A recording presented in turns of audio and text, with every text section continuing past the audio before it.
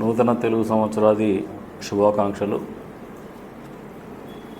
ఈ ప్రభావనామ సంవత్సరం తెలుగువారి ఖ్యాతిని దశ దిశలా వ్యాపించే విధంగా తెలుగువారందరి కుటుంబాల్లో జీవితాల్లో సంతోషాన్ని అభివృద్ధిని నింపే విధంగా ఉండాలని చెప్పేసి మనస్ఫూర్తిగా కోరుకుంటూ, ఈరోజున తెలుగుదేశం పార్టీ తెలుగు అధికారంలోకి వచ్చిన తర్వాత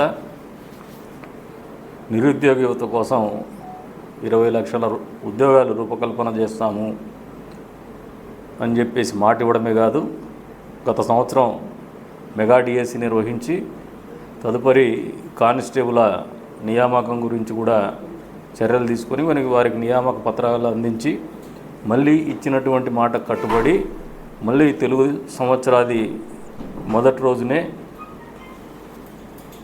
మరి డిఎస్సి నోటిఫికేషన్ ఇవ్వడం అనేది ఈ కూటమి ప్రభుత్వము చంద్రబాబు నాయుడు గారు, నారా లోకేష్ గారు, పవన్ కళ్యాణ్ గారి చిత్తశుద్ధిని తెలియజేస్తుందని చెప్పేసి సందర్భంగా తెలియజేస్తాను. మీరు ఒకసారి గమనిస్తే దాదాపు 20 లక్షల ఉద్యోగాల హామీలో భాగంగా మొదటి 20 నెలల్లోనే 6,30,000 ఉద్యోగాల్ని 6,28,347 ఉద్యోగాలను యువతకు అందించడం జరిగింది.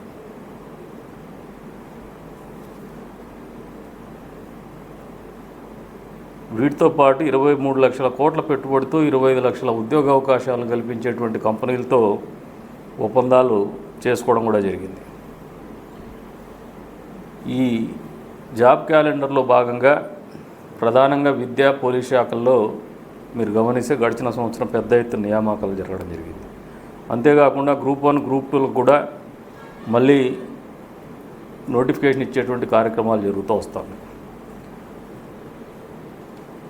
ఉన్నత విద్యను బలోపేతం చేసే దిశగా యూనివర్సిటీలో ఖాళీగా ఉన్నటువంటి 1,500 అధ్యాపక పోస్టులను భర్తీ చేసినటువంటి పరిస్థితి.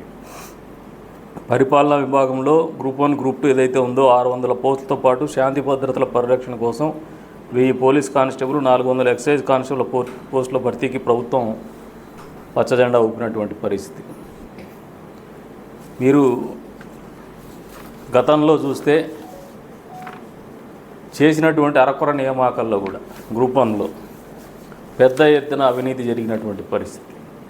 దాన్ని కోర్టు కూడా తప్పుపట్టినటువంటి పరిస్థితి. వాళ్ళ జీవితాలు ఈరోజు నా గ్రూప్ 1 అధికారులుగా వచ్చినటువంటి వాళ్ళ గతంలో మనకు కూడా డిఎస్పీలు చేసినారు, మేము ప్రతిపక్షంలో ఉన్నప్పుడు ఆర్డీఓలుగా చేసినారు. వాళ్ళందరినీ గత ప్రభుత్వానికి చెంపదెబ్బలేసే విధంగా జగన్మోహన్ రెడ్డి గారికి అవకతవకలు జరిగినాయని చెప్పేసి ఆలోచన చేస్తూ వాళ్ళని లూప్ లైన్లో పెట్టమని చెప్పి కోర్టులు చెప్పడం అనేది రాష్ట్ర ప్రజలు, రాష్ట్ర యువత అర్థం చేసుకోవాలి. అదే కూటమి ప్రభుత్వం అధికారంలోకి వచ్చినాక ఇంత పెద్ద ఎత్తున మెగా డిఎస్సి నిర్వహించిన, కానిస్టేబుల్ల నియామకం నిర్వహించిన పారదర్శకంగా వారి కుటుంబాల సమక్షంలో ఒక బహిరంగంగా ఒక వేదికను ఏర్పాటు చేసి వాళ్ళందరి సంతోష హర్షధ్వానాల మధ్యన వాళ్ళకి నియామక పత్రాలు అందించడం అనేది ఒక కొత్త రకమైనటువంటి ఆచారానికి తెరలేపింది.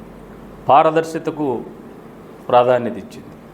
ఎక్కడ ఒక్కటంటే ఒక్క అవినీతి ఆరోపణ ఈ నియామకాల ప్రక్రియలో ప్రతిపక్షం కూడా నోరెత్తలేనటువంటి పరిస్థితిలో నియామకం జరిగిందంటే ఈ కూటమి ప్రభుత్వం నిరుద్యోగ యువత గురించి వారి జీవితంలో మంచి చేయడానికి అర్హులైనటువంటి వాళ్ళకి అందలం ఎక్కించాలనే ఒక కృతనిశ్చయంతో తద్వారా మంచి సమాజం ఏర్పాటుకు అడుగులేస్తుందని చెప్పడానికి ఒక మంచి ఉదాహరణ అని చెప్పేసి కూడా ఈ సందర్భంగా తెలియజేస్తాడు.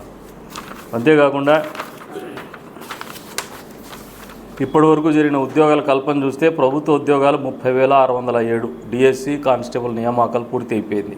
ఎంఎస్ఎంఈల నుంచి 2,48,906 మందికి ఉపాధి కల్పించినటువంటి పరిస్థితి.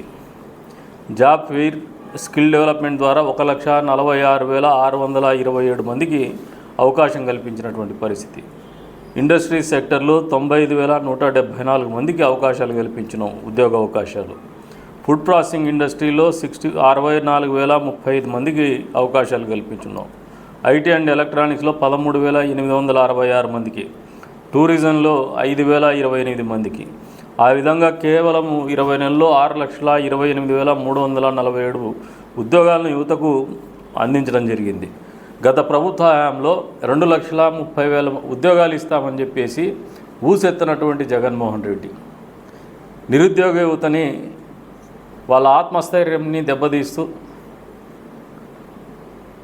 మత్తు పదార్థాలకు బానిస అయ్యే రకంగా ఈ రాష్ట్రాన్ని మొత్తం ఆంధ్రప్రదేశ్గా ముందుకు తీసుకున్నటువంటి పరిస్థితి, మధ్య ఆంధ్రప్రదేశ్గా రాష్ట్రాన్ని తయారు చేసినటువంటి పరిస్థితి. మద్యపాన నిషేధం చేస్తా అని చెప్పేసి మద్యం రేట్లు పెంచుతూ మద్యం వ్యాపారం చేస్తూ అది కూడా అందుబాటులో యువతకు నిరుద్యోగ యువతకు రాకుండా ఇంకా వేరే గంజాయి ఇటువంటి మాదక ద్రవ్యాల బారిన పడినటువంటి పరిస్థితులు కల్పించినటువంటి పాలన అందించింది జగన్మోహన్ రెడ్డి.